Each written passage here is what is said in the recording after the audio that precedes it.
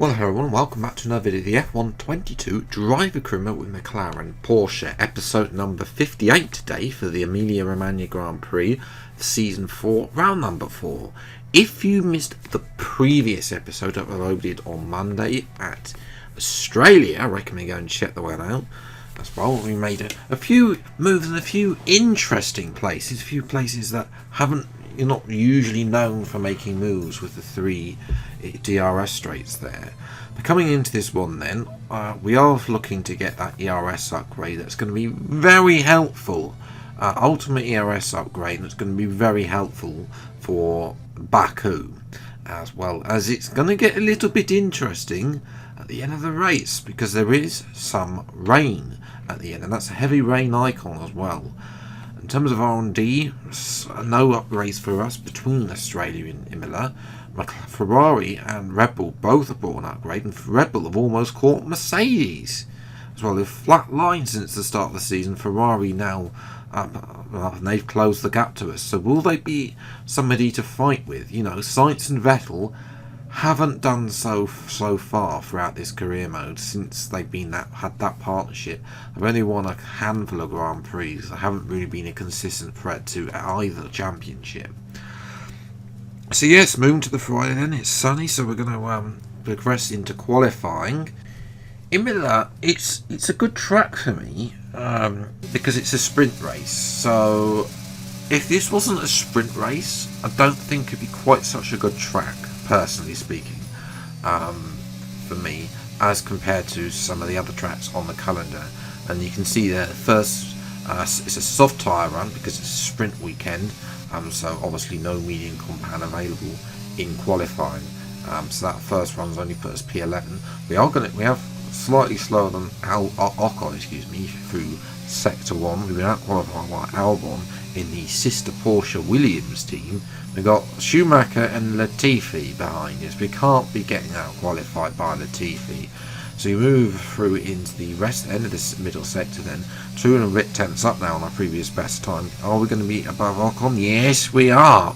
That's going to be good. That's good. It looks like we have this setup we've got now seems to be a bit more encourageable towards the the middle sector as opposed to the straight, which is kind of what Mercedes used to do in real life because their engine was so good in a straight line that they were able to get that performance out. That's what I feel that this setup does. It is 9th place. We had to do it a bit early because there was actually a wet end to the session there as well, so it is only P9. Ocon gets a penalty, and I think he slowed up Piastri because Piastri went very late at the end and he's last. So this is good news for me because Piastri obviously is our closest. We've got others who are there or thereabouts and could inflict, but Piastri is the closest challenger so far. With him at the back, we'll have to wait and see what he can do in the sprint.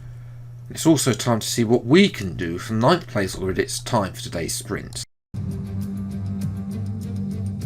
So it is all about speed in today's sprint. Not very many laps and no chance to get ahead on strategy. Who here today has the raw skill to take them to the top?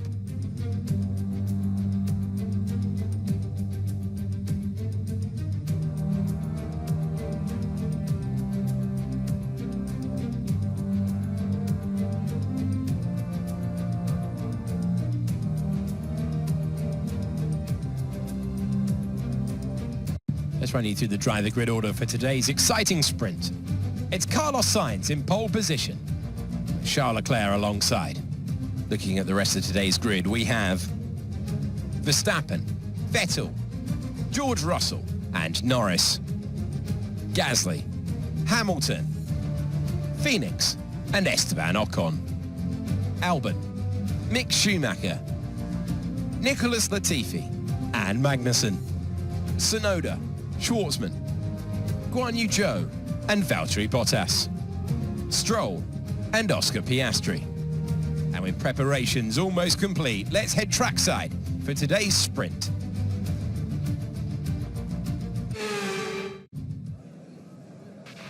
Okay, now that we've got some good points on the board, let's continue this form and aim for another top 10 finish. Just a reminder, Mark, it's the top 8 that score points in this sprint race, but he's forgotten about that. Yeah, I think we can definitely get points from here. It's a good starting position, 9th place, as Fibre Light said, for this 5-lap sprint. And after a little bit of a hold, away we go. It's a good start. We're going to come straight away to the right-hand side to ensure we're not getting any people on the outside. Keep that racing line to take straightest line possible to turn 1. Having a little think about going around the outside. There's a car off in the gravel as well, but we can't get past Gasly in the AlphaTauri zone to qualify.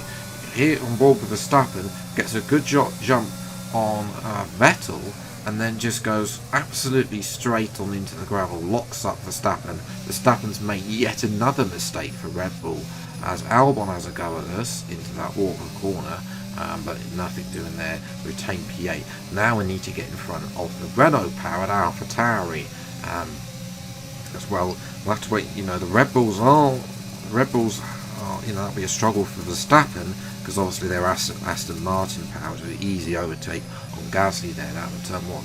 Next up is Hamilton though. We are going to DRS isn't enabled until we only get 2 laps because of the unique way of DRS being enabled. Is there? That says contact. We've gone across the gravel. We've been forced across the gravel there, but Hamilton decided he didn't want to yield the position, and he turned right there. He definitely made a right turn there into a left-handed corner. That is, in my view, his fault, personally speaking. Not the first time we've collided with Hamilton in this series. So, yes, let me know who's at fault in the comments below. But Hamilton has made contact with us, and in a separate incident, he's made contact with Gasly and has lost a bit of his front wing end plate. So, Hamilton is coming into the pits, and that was the sprint. Because he gave us side pod damage, so therefore I just couldn't. Just enough performance staying in front of Gasly, not enough to be able to catch anyone else. And in the end, it's 6th place, which is very annoying because of the progress we could have made. The pace that we had before that, I think we could have made it. So, time for the race. Hello there and welcome back to Imola, home circuit of the Scuderia Ferrari. We expect to see a lot of local supporters in red today. They've all turned out for what we have every expectation will be a sensational event here at the Emilia Romagna Grand Prix. 3.1 miles of track at Imola, featuring 19 turns, 9 to the right and 10 to the left. Remember that Imola differs from most other Formula One tracks as it's driven anti-clockwise. Let's hope nobody forgets that today. The exit from turn 18 will probably be the setup for many of today's overtakes, leading as it does into the longest straight on the circuit and its only DRS zone. Before we begin, let's take a quick look at the grid lineup for today's race. An immense lap from Carlos Sainz yesterday puts him in pole position, and it's Charles Leclerc in P2. As we continue through the rest of the grid today, we have Vettel, Russell, Lando Norris, Phoenix, Gasly, Mick Schumacher, Albon, and Kevin Magnussen. Tsunoda, Oscar Piastri, Nicholas Latifi, and Ocon. Bottas, Verstappen, Robert Schwartzman, and Guan Yu Zhou. Stroll and Lewis Hamilton rounds off the grid. That's it then. It's time to go racing as we head down trackside for today's race.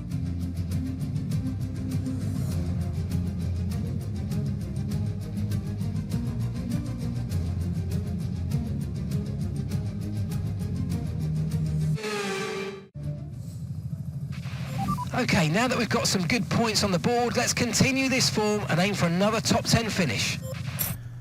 So his penalty for Ocon has brought Piastri nearer to us, which, considering how strong he's been, it's going to be hard. That rain icon is a little bit worrying.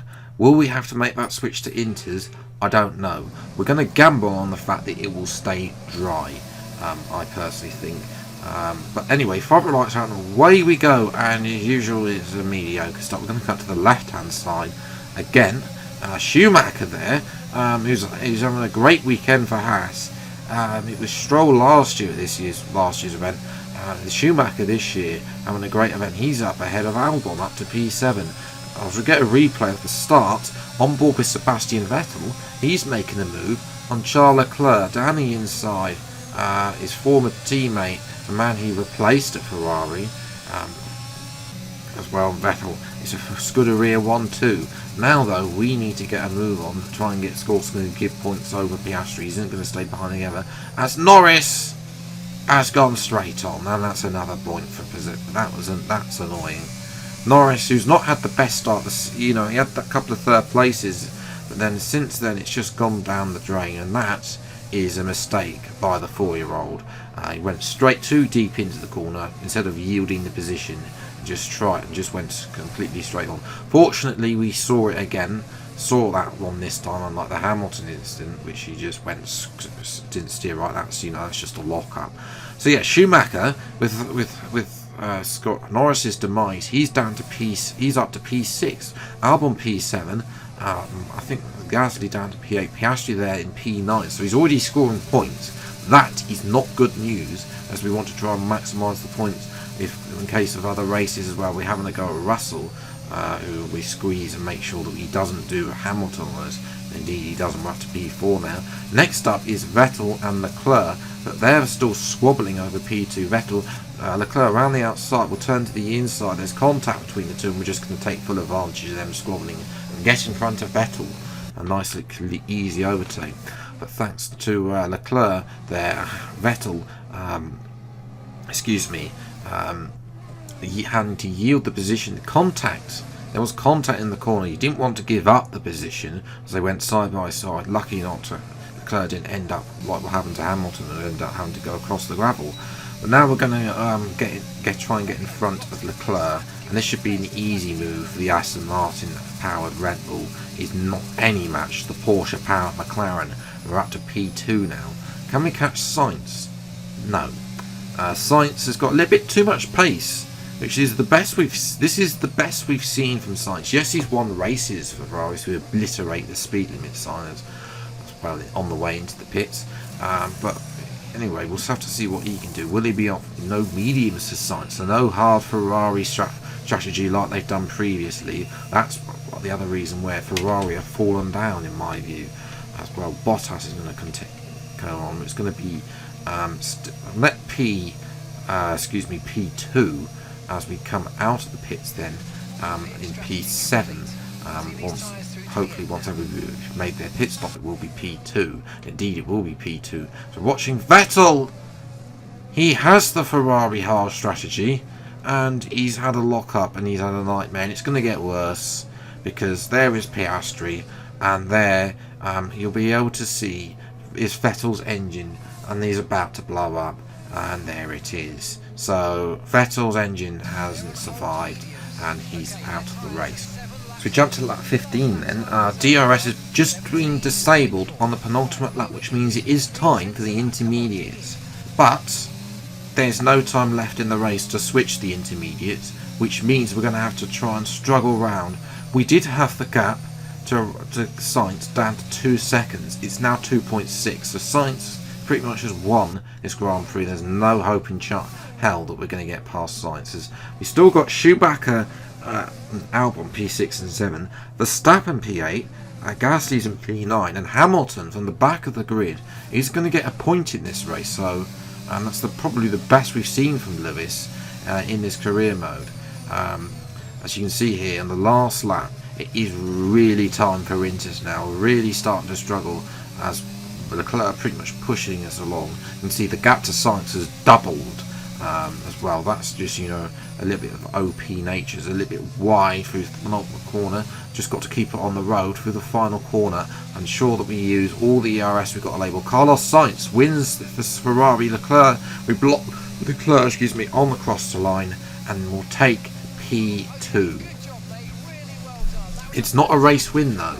That would have been the full effect to be able to maximise this championship, because we've been very consistent, not finished outside the top 2 so far, but Piastri did get fastest lap today, as well as he came through to P5 as well. So he's just showing that he is very fast. Piastri. Schumacher P6, Albon P7. Good results for those. That's crucial points for those teams. As is for Gasly as well, for AlphaTauri now, which is sort of regressed into a back market into the bottom half, unfortunately for them. Ocon, disappointing for him, only P14, with Norris going straight on, he's sort of been left behind. But we do have a 17-point gap now to Piastri, which is very good news. Sainz is 18 points back. Can Ferrari and Sainz get themselves into a championship? They've not been anywhere near a championship since season 1. Leclerc falling behind as well, so it might be just a 3-horse race. We'll have to wait and see as this progresses. Constructors will probably be won by Britain at this rate, but crucial points for Haas and Williams and AlphaTauri in that bottom part of the field as they gain positions, and Alfa Romeo and Aston Martin yet to score, and that could be the difference obviously in the prize money between the 6th place finish and the 10th place finish, those little points. So yes, the next race will be Azerbaijan Baku as well. First, I'm expecting a slightly different strategy with terms of the setup wise, because obviously we want to be maximising our overtaking abilities down that big long straight. So yes, that episode will be out next week. Until the next video then, I'll see you next time. Take care, thanks so much for watching, enjoy the rest of your day, and goodbye.